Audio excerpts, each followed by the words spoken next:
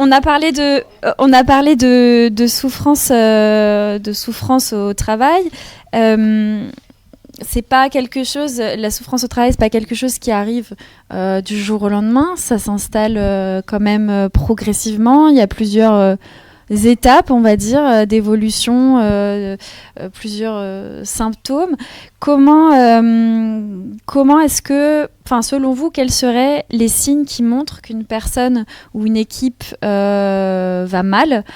Qu'est-ce qui laisse penser qu'on est dans une situation de souffrance au travail, ou en tout cas qu'on y va, quoi?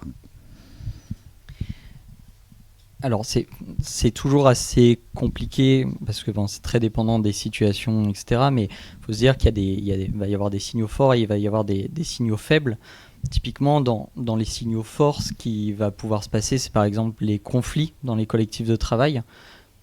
Typiquement, qui peuvent venir de conflits de valeurs qui sont irrésolus parce qu'il n'y a pas de discussion sur le travail, il n'y a pas d'espace en tout cas de discussion sur le travail. Il y a des signaux d'alerte, il y a des indicateurs qu'on va chercher quand on nous sollicite pour une intervention.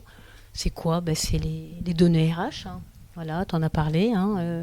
Demande de rupture conventionnelle, démission, turnover, la multiplication des arrêts maladie, même de courte durée, le climat au sein de l'équipe, détérioration du climat social, les climats, qu'ils soient larvés ou ouverts, des erreurs, alors qu'effectivement les salariés ont l'habitude de rendre un travail de qualité.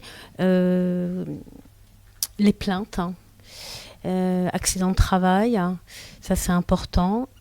Alors quand nous on a accès à cela, c'est les données médicales, le nombre de visites, de demandes de visite au niveau des services médicaux, ça c'est un signal. Le nombre de visites à l'infirmerie. Donc tout ça on le croise, quand on arrive dans une entreprise, qu'on est sollicité pour un diagnostic risques psychosociaux, on a les données RH, on a les dossiers, les données médicales.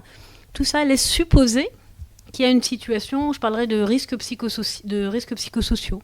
Voilà. Encore faut-il ensuite mettre en place une intervention pour valider ou invalider l'existence des RPS. Voilà.